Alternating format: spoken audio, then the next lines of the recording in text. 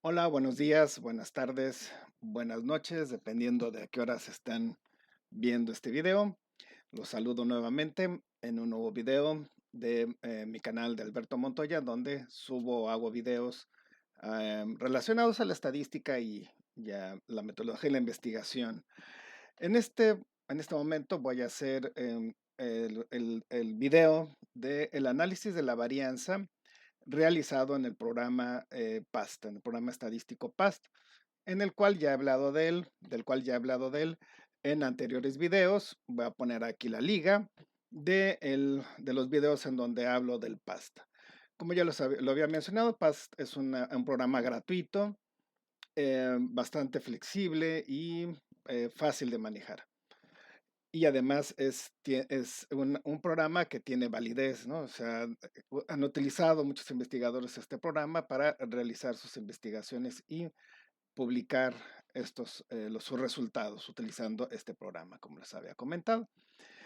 Pero antes de empezar a hacer el ejercicio en el PAST, vamos a hacer una recordadita de lo que es el análisis de la varianza. Algunos puntos importantes, muy breve voy a hacer esta introducción. El análisis de la varianza, ANOVA en inglés por Analysis of Variance. En español es análisis de la varianza, su acrónimo es ANDEVA. En esta ocasión voy a hablar de la ANOVA o de la ANDEVA de una vía, ANDEVA de una vía simple, de una vía porque solamente tenemos una variable independiente, conocida como factor, que es una variable no métrica, y solamente una variable respuesta, que la variable dependiente, la cual es una variable métrica. Y en términos generales queremos ver la relación, queremos analizar la relación que tienen estas dos variables. El objetivo del análisis de la varianza es encontrar diferencias significativas entre las medias de los tratamientos. Es decir, el objetivo es ver si existen diferencias significativas entre mis tratamientos o grupos que estoy comparando. En general, hay dos tipos de modelos del ANDEVA de una vía. El modelo tipo uno, que es aquel modelo en el cual los niveles de mi factor son seleccionados previamente por el investigador. Generalmente, la mayoría de los experimentos, el investigador define cuáles son sus tratamientos que quiere probar y entonces realiza el experimento. Ese es un modelo tipo uno de efectos fijos. El modelo tipo 2, también conocido como de efectos aleatorios, es aquel modelo en el cual los niveles de mi factor de estudio son seleccionados aleatoriamente de una lista de posibles niveles que puede tomar mi factor de estudio. Este tipo de modelo es muy importante, principalmente, por ejemplo, en trabajos de ecología se utiliza mucho este tipo de modelo, y para otros tipos de diseños, el diseño por bloques, el diseño anidado, etcétera, etcétera, se pueden utilizar los factores de efectos aleatorios. Viene en amarillito, bueno, en otro colorcito. Estoy poniendo los nombres en inglés. El de efectos fijos sería Factor Effects y el de efectos aleatorios Random Effects. Disculpen ustedes mi pronunciación, que no es del todo muy buena, ¿va? Bueno,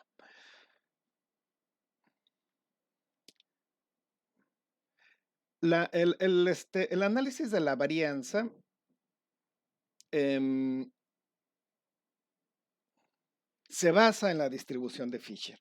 Es decir, es una prueba que compara las medias, pero en el procedimiento, en el proceso, antes de llegar a la conclusión, em, analiza las fuentes de variación de mi diseño y como analiza las fuentes de variación, entonces calcula diferentes estadísticos que son las diferentes varianzas que podemos estimar en mi diseño. Por lo tanto, el estadístico o la distribución que relaciona dos varianzas es la distribución de Fisher. Por lo tanto, el estadístico de prueba para mi análisis de la varianza es la F de Fisher, ¿no?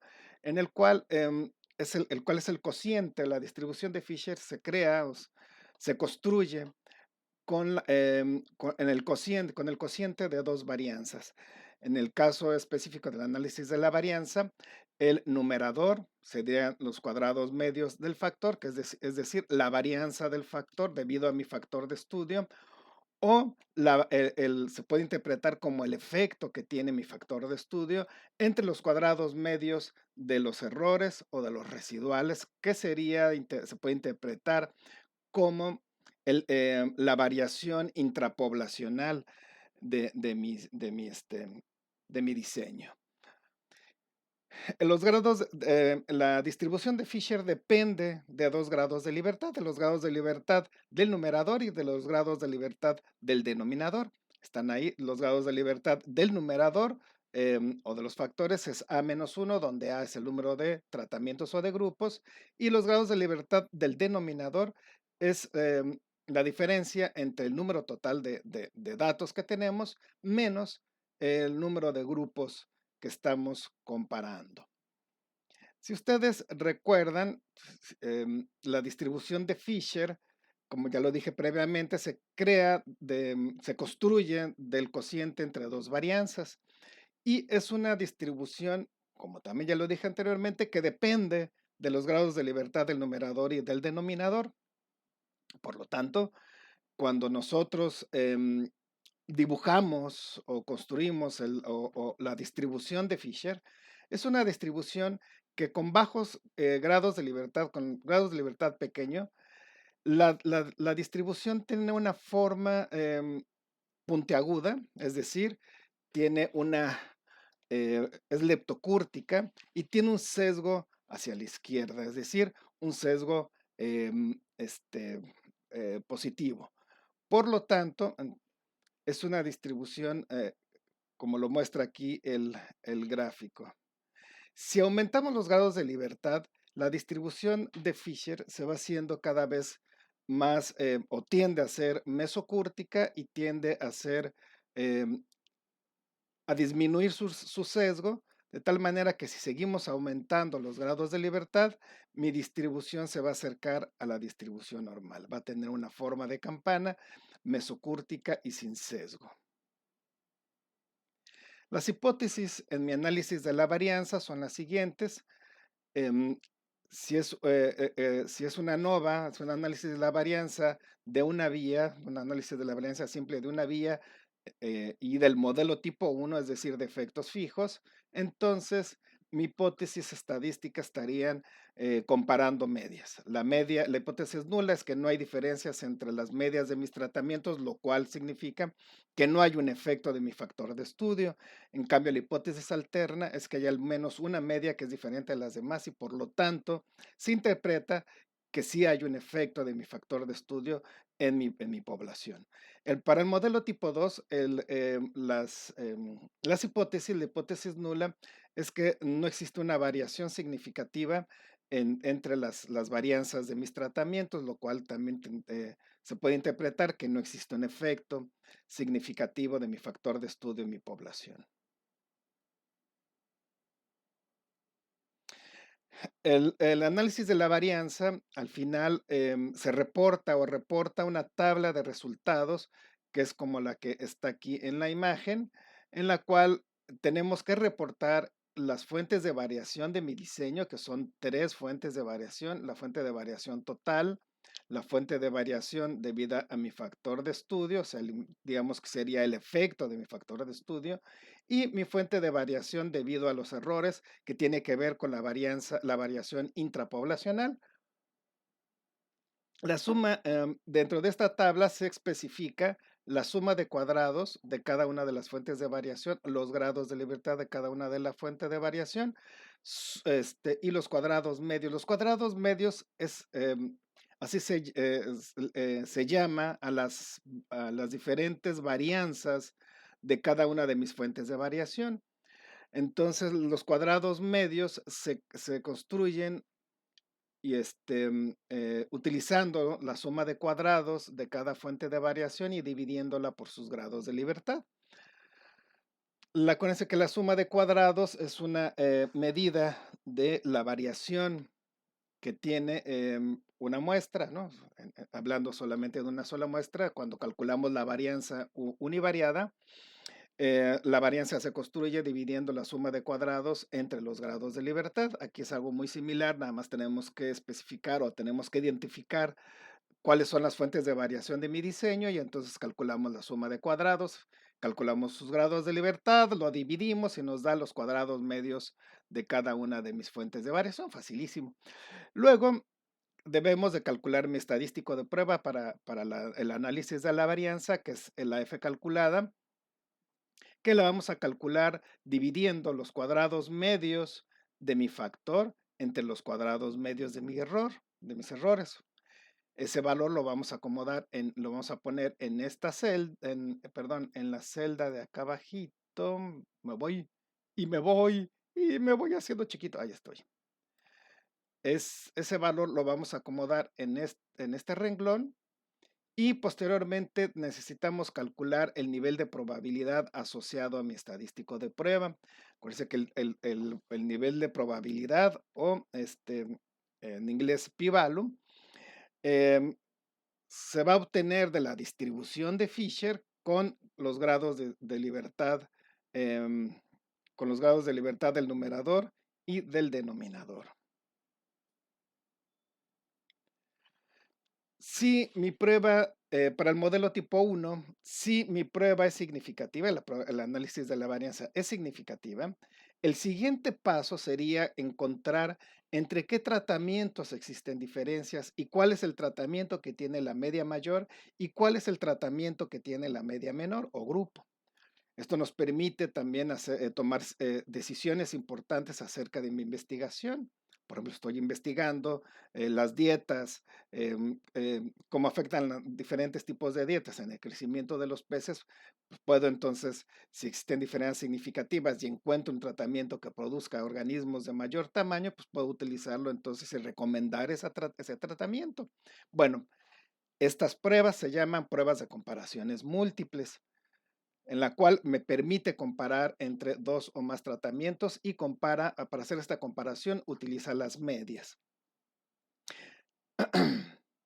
Esto es importante es recalcar que solamente se hacen las pruebas de comparaciones múltiples para el modelo tipo 1, no para el modelo tipo 2. Para el modelo tipo 2 se hace la prueba de inferencia del análisis de la varianza y si es significativo, es decir, si se rechaza H0, ahí termina mi prueba. Aunque en ocasiones es recomendable reportar el análisis de los componentes de la varianza, el cual nos dice que, qué componente de la varianza es la que está aportando mayor variación a mi sistema, lo cual es muy importante también reportarlo e interpretarlo.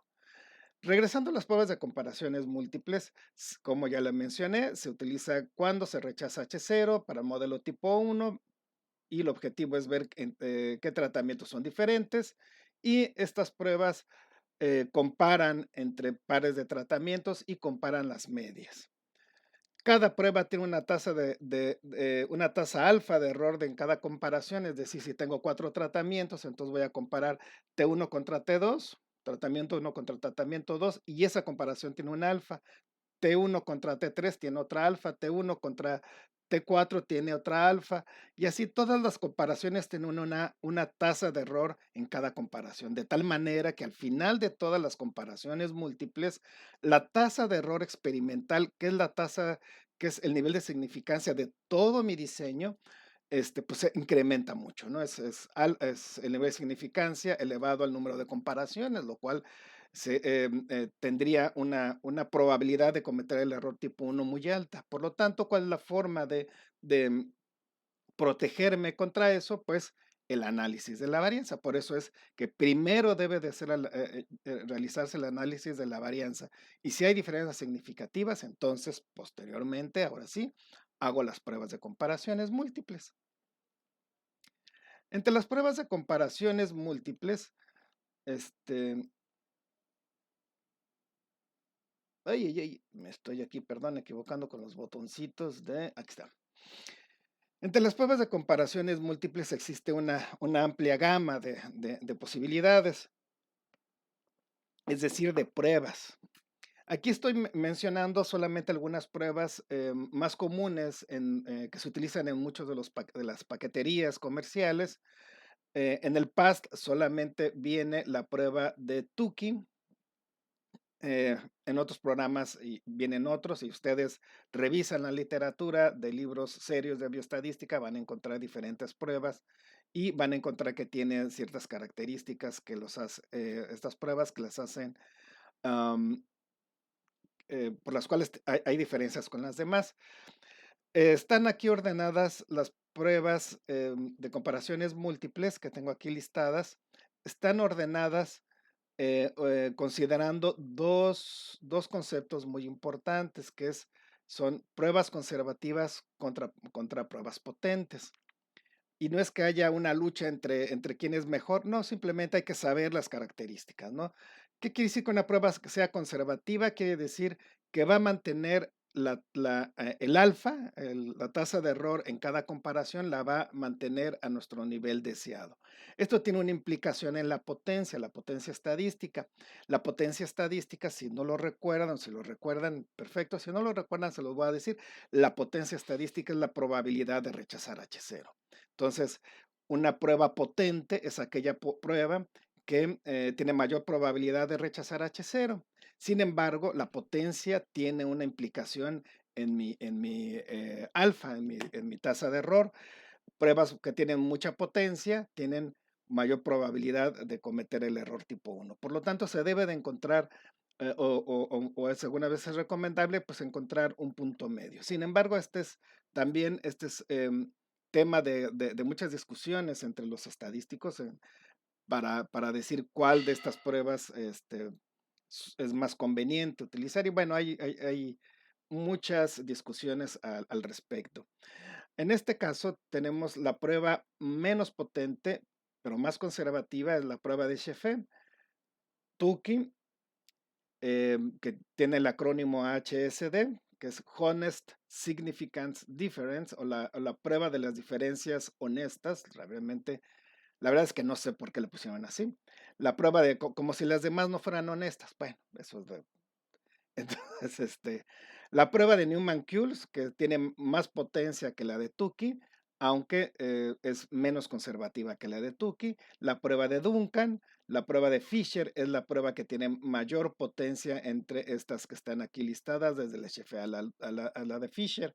Fisher tiene un acrónimo de LSD, pero no tiene nada que ver con esa sustancia que nos hace ver visiones. Bueno, a mí no, yo nunca lo he probado, pero esa sustancia que fue muy consumida ya por los 60, 70. No, LSD quiere decir Least Significance Difference, o la prueba de las diferencias mínimas significativas. Lo que hace la prueba de Fisher es construir intervalos de confianza más estrechos, lo cual nos va a redituar en una mayor potencia. También se puede encontrar en la literatura algunas preferencias, dependiendo del área de estudio. Por ejemplo, en estudios de bioestadística de organismos pelágicos, es más común encontrarse que utilizan la prueba de Tukey. En cambio, en la literatura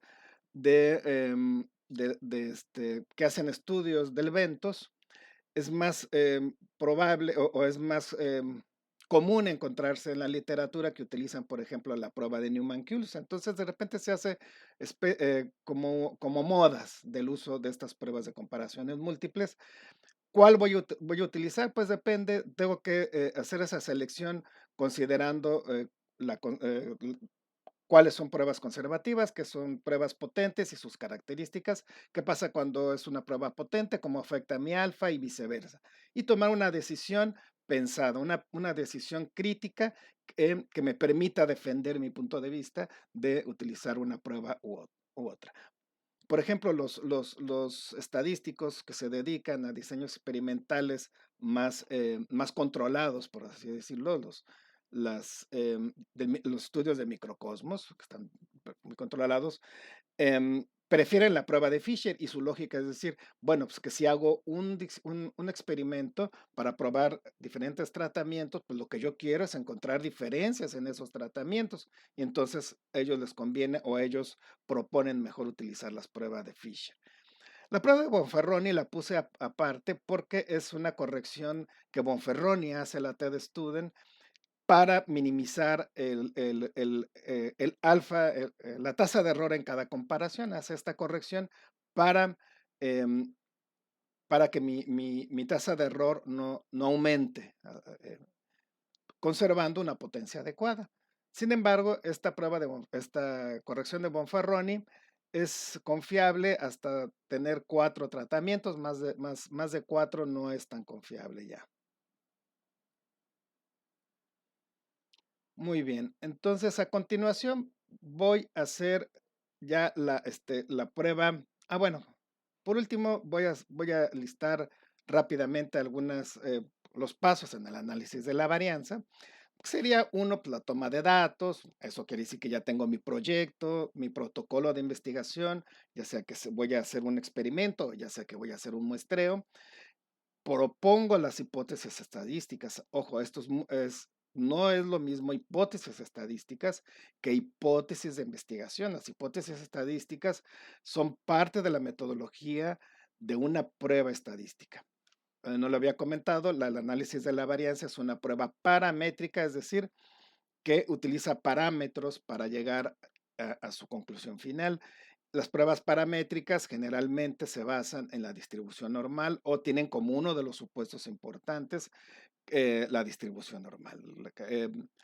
La, la- las, la distribución de probabilidad de del tipo de distribución que estén utilizando debe de ser una distribución de las familias de las normales. Bueno, en, entonces propongo mis hipótesis estadísticas, pruebo los supuestos de mi análisis de la varianza, que por cierto son 5, que mis muestras sean tomadas de manera aleatoria, que mis muestras sean independientes. Estos dos los debo de lograr los debo asegurar que los logre a través de mi diseño experimental o a través de mi diseño de muestreo. Debo de asegurar que estos dos supuestos se cumplan. El tercer supuesto es que la distribución de mis grupos, dentro de mis grupos, sea una distribución normal o se ajuste a una distribución normal.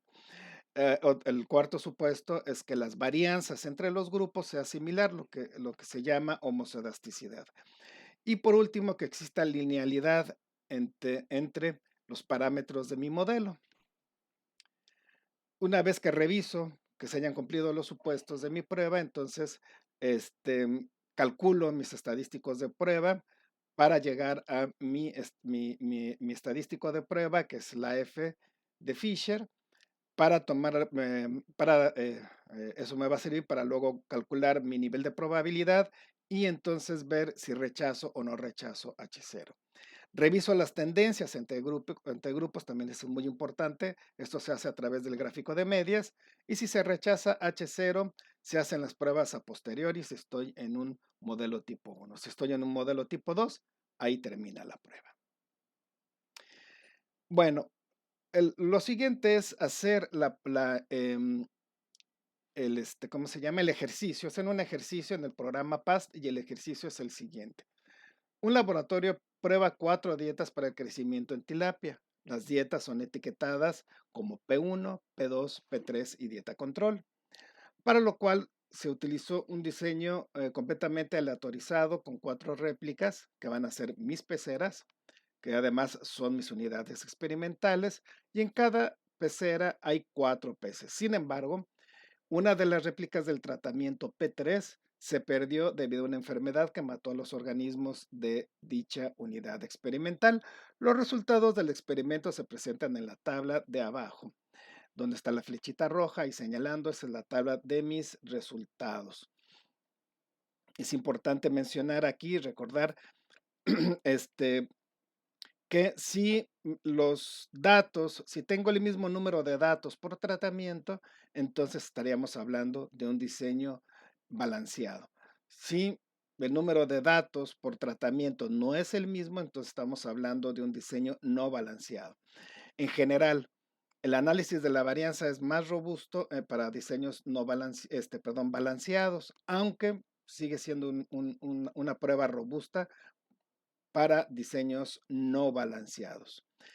Se prefiere que sean balanceados porque entonces el análisis de la varianza es más robusto contra desviaciones no severas a mis supuestos. Es decir, que no tengan distribución normal o que no haya homoscedasticidad. Mi prueba es robusta, es más robusta si mi diseño es balanceado. Pero si yo tengo un diseño no balanceado, como muchas veces sucede en estudios de campo, no hay tampoco por qué preocuparse porque mi análisis de la varianza es un análisis que se ha visto que es robusto. Bueno, todo este rollo que les estoy echando es para darles tiempo de que copien todos estos datos. Y bueno, en los programas estadísticos, en el PAST se puede meter la base de datos considerando esto, ¿no? Así como viene. En cada columna se ponen los datos de cada grupo. Pero también se puede utilizar las bases de datos codificada. ¿Cuál es la base de datos codificada? Es considerando el modelo lineal general. Habíamos dicho que el análisis de la varianza es una prueba que me permite analizar la relación que tienen mis dos variables de estudio, una variable independiente y una variable dependiente. Por lo tanto, una base de datos codificada es aquella que tengo una columna que van a estar ahí mis códigos de mi variable o los códigos que representan los niveles de mi variable independiente o factor. Acuérdense que la variable independiente o factor es una variable no métrica que tiene diferentes niveles. Y en la otra columna voy a incluir los valores de mi variable dependiente o variable respuesta, que es una variable métrica. En este caso tenemos que mi factor son las diferentes dietas y mi variable respuesta son los pesos de mis organismos. Es oportuno aclararles aquí que estos datos los obtuve del libro del SAR de la edición de 1999. Aquí me equivoqué, no es en el 2010 ya viene otros datos del libro que se llama Biostatistical Analysis de la editorial Prentice Hall. Un libro excelente, muy recomendable. Bueno, entonces hagan aquí pausa al video, copien los datos y pónganlos entonces en esta, eh, utilizando este formato, ¿no? de una base de datos codificada. Muy bien. Pues ya lo copiaron y entonces, ¿qué vamos a hacer? El siguiente paso sería realizar entonces el ejercicio en mi programa PAST. Aquí ya tengo el icono del programa PAST. Si no, nunca he manejado PAST, entonces le voy a dejar aquí el link de mi primer video de lo que es PAST, una introducción al PAST. Y como les dije al principio de este video, el PAST es un programa gratuito, lo cual pues tiene por eso mismo un doble mérito. ¿No?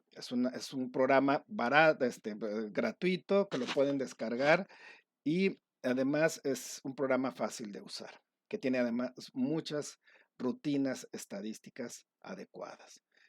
No se necesita que ustedes programen nada,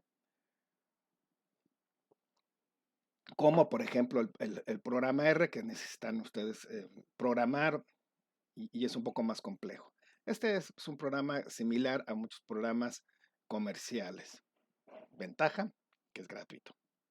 Entonces vamos a darle doble clic sobre el icono, que es el icono es este caracol. Abro mi programa estadística. Puse en el escritorio mi base de datos en Excel porque lo que voy a hacer es mostrarles cómo se importa mi base de datos del Excel al programa PAST. Para importarlo, entonces, me voy a ir a File, Open, le doy clic y yo ya estoy aquí en el escritorio, pero si ustedes lo tienen en otra carpeta, entonces tienen que irse a esa carpeta, obviamente. Si tienen muchos archivos, para que no sea tan engorroso la búsqueda, en esta ventanita que estoy señalando, a la derecha dice All Files. ¿Sí? All Files, abro el menú y le doy, selecciono donde dice Excel Files, ¿no? Si es que tengo mi base de datos en Excel. También el programa PAST puede importar archivos de texto, em, em, archivos de PAST, y también puede importar archivos separados por comas o por columnas. Bueno, Excel Files, selecciono mi archivo en donde están mis datos, que se llama Pecera Dietas, y ojo, es importante que este archivo esté en versión 97-2013. Es muy importante que esté en esa versión. Si lo tienen en una versión más reciente, entonces en el mismo Excel pueden cambiar la versión. Y le van a dar en abrir, perdón. Les va a aparecer esta ventana que es para que yo defina cómo voy a importar la base de datos. Lo primero que dice los renglones contienen nombres y datos. No, en mi base de datos solamente vienen en los renglones datos. En las columnas sí, el primer renglón de cada columna, de mis dos columnas, viene el nombre de de mi variable. Por lo tanto, le voy a poner names data. O sea que en las columnas vienen el nombre de mi variable y los datos. Le doy OK y entonces me va a importar mi archivo. Mi base de datos ya está muy bonita. Observen toda esta parte en blanco que está inactiva, y lo que está activo son donde están los numeritos y donde se ve las celdas de mi archivo. Una cosa importante en el PAST es que antes de hacer una rutina estadística, debemos de seleccionar el área en donde están los datos que voy a analizar. Puedo seleccionarlos de dos maneras: con mi cursor, sombrear un renglón y luego, es que este me cuesta más trabajo. Oh, qué carambas. Se hace la selección de todos mis datos. U otra forma más rápida y segura es donde dice Select All. Entonces selecciona todas mis columnas donde están mis datos.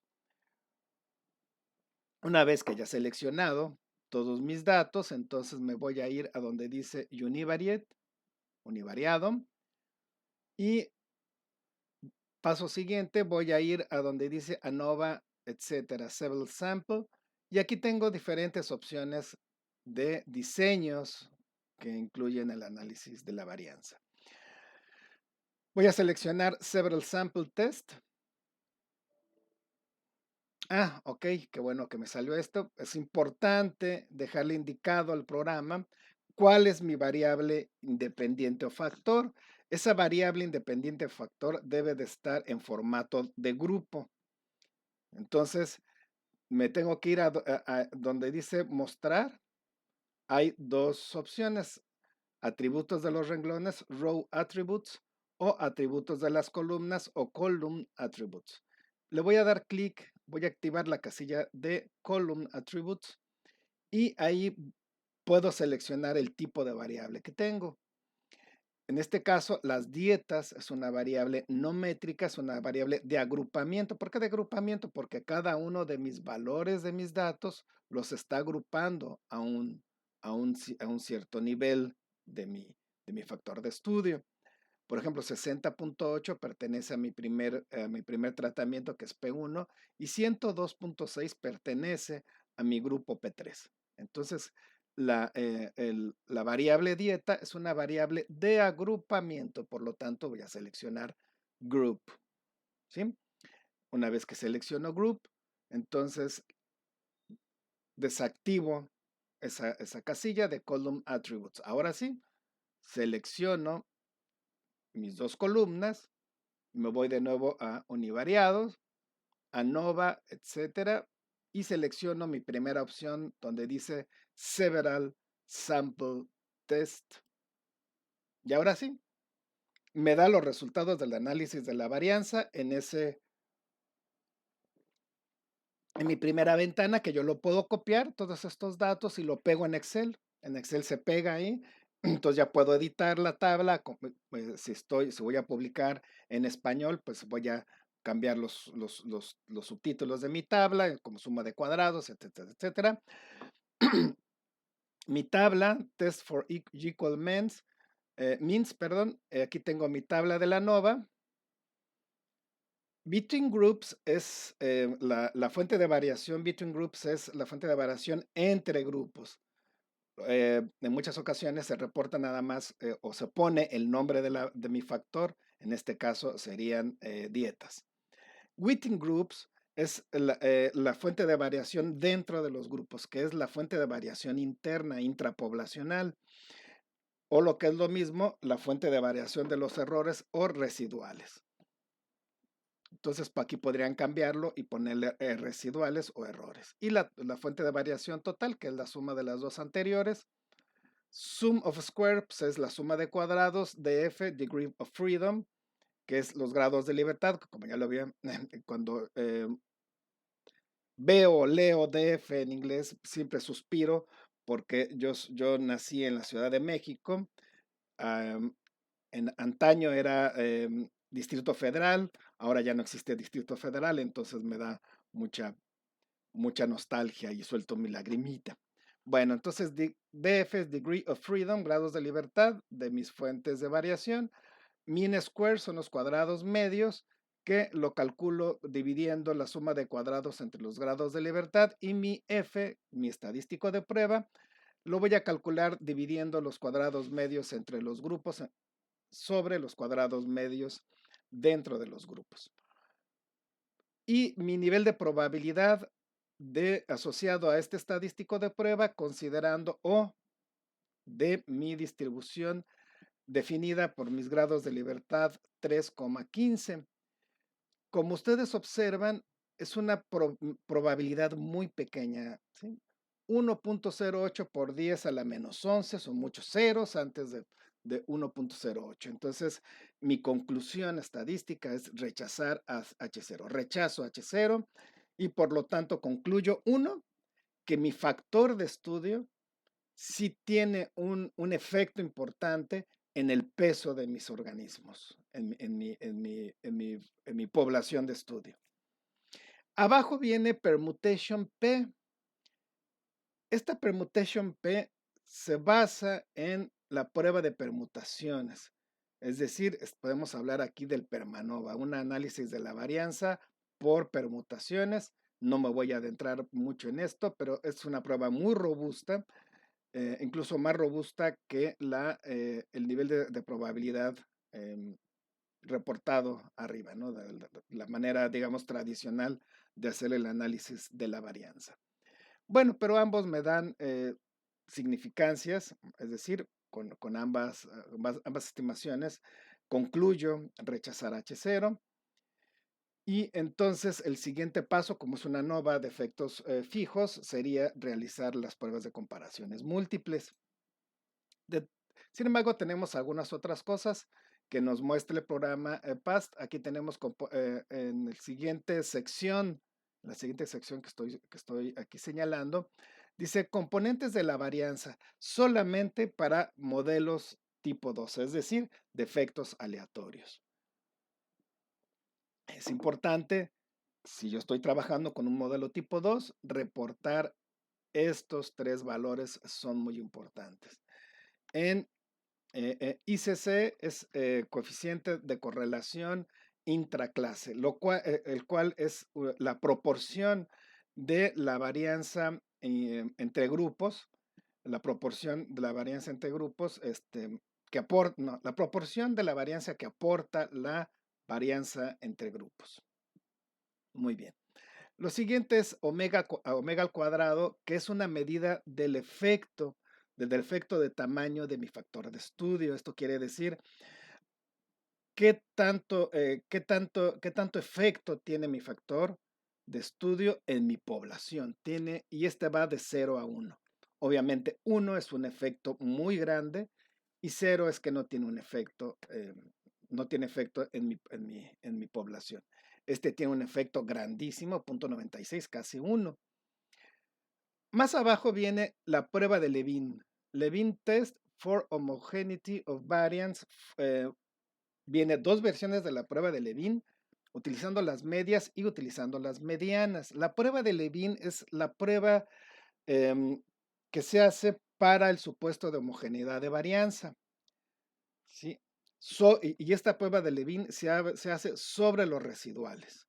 En esta ocasión nos da un nivel de significancia de 0.99, es decir, que sí existe homoscedasticidad o las varianzas son similares entre grupos. Entre estas dos, entre la prueba de Levin utilizando las medianas o utilizando las medias, entre las dos, la más potente, es la prueba utilizando las medias, es la más potente. Sin embargo, cuando mis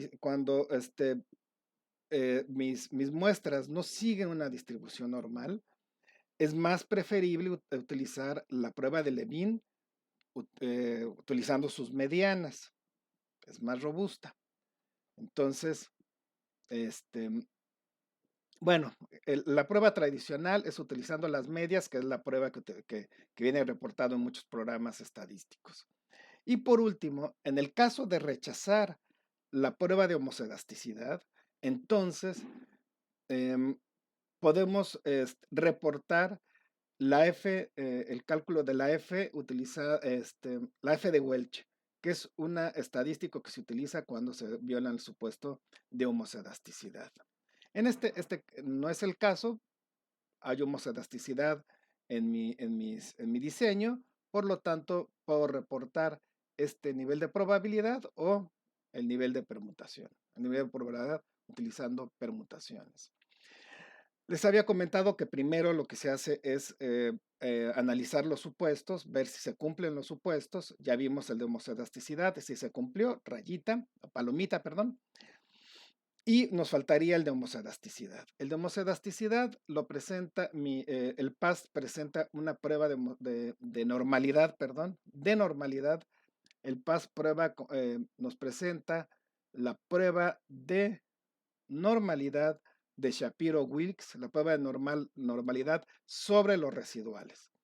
Si mi nivel de significancia, mi P, es mayor a 0.05 o mayor al alfa que yo haya seleccionado, entonces no rechazo H0. Si es mayor a alfa, no rechazo H0 y por lo tanto concluyo que mis residuales sí presentan una distribución normal. Por lo tanto, están cumpliendo con ese supuesto, con los supuestos de normalidad y de homocedasticidad. Este es el gráfico de probabilidad normal de mis residuales, el cual lo interpreto si estos puntos son los valores, ¿cómo se llaman? Perdón, pues, 2 segunditos. Aquí están. Sobre el eje de las X tengo mis valores de mis residuales. Lo que hice fue poner flip X, que esta es la manera más tradicional como se interpreta este gráfico. Sobre el eje de las X voy a tener los valores de mis residuales ordenados del menor hasta el mayor. Y en el eje de las Y voy a poner los valores, o van a ir los valores de probabilidad normal esperada para cada uno de mis residuales. Si mis residuales, que son estas bolitas negras, están sobre o siguen a la línea roja, están todos ahí, en este caso parece un gusanito que está trepándose a un hilo rojo. Si está, como se muestra en este gráfico, lo más probable es que mis residuales sí tengan una distribución normal. Digo más probable que para poderlo asegurar necesito hacer una prueba de inferencia.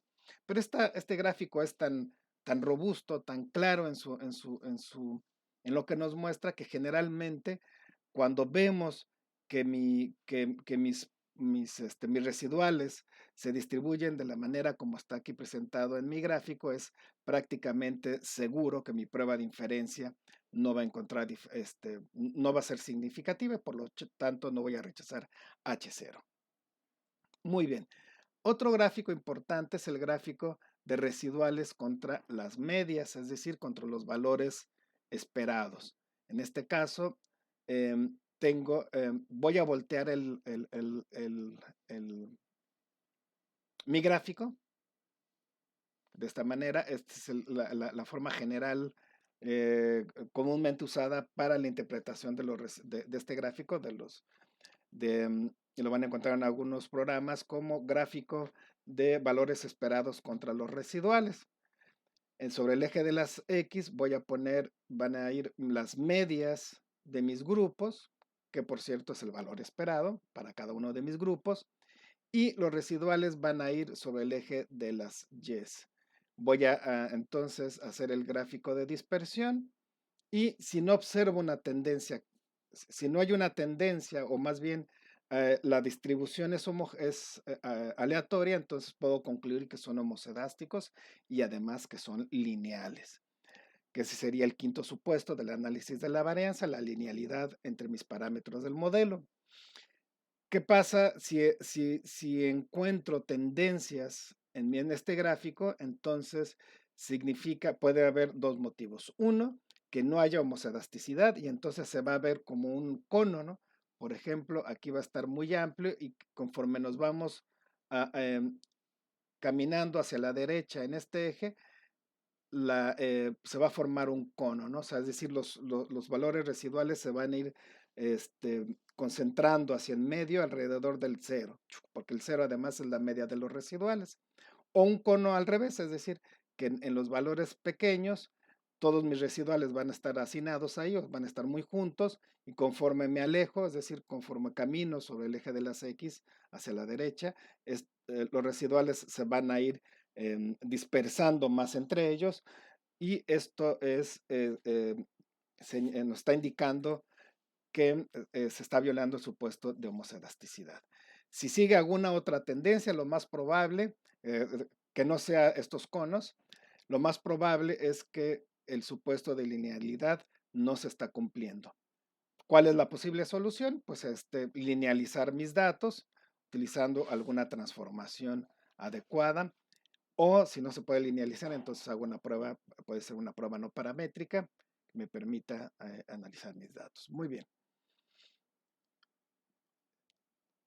Para este ejemplo, entonces se rechaza H0 regresando a la prueba del análisis de la varianza en donde rechazamos H0. El siguiente paso, como es un modelo tipo 1, sería las pruebas de comparaciones múltiples. En el PAS nada más tenemos la prueba de Tukey y en esta tabla es una matriz rectangular en donde aquí estoy señalando la diagonal principal. Arriba de la diagonal principal, el programa me muestra el nivel de probabilidad de la comparación. Es decir, aquí sería P1 contra P2, el tratamiento P1 contra el tratamiento P2, y este sería el nivel de significancia para esta comparación. Acuérdense que se comparan las medias. Sería la media de P1 contra la media de P2. Sí hay diferencias significativas. Lo único que tendrá que ver es cuál de estos dos tiene la media mayor para poder concluir entonces que P1 tiene una media mayor, si así lo fuera, o P2 tiene mayor la media que P1. El programa PAST va a poner en este color, que es rosa, en color rosa, va a señalar las diferencias significativas. En este caso, en este ejemplo, hay diferencias significativas en todas las comparaciones. Eso significa que si hay diferencias en el peso, entre todos los tratamientos. Aquí lo importante sería ver cuál es el tratamiento en el cual se obtuvo una media mayor para poder decir, este es el mejor tratamiento y denle de comer a mis pececitos para que estén más grandecitos y entonces hagamos un pescadito frito bien sabroso. Bien, entonces Tenemos dos versiones de la prueba de Tukey, la de Copenhagen-Holland, que en este caso hay dos formas de hacer la prueba de Tukey. La primera es, la fórmula es la diferencia entre las dos medias entre el error estándar de la diferencia entre esas dos medias.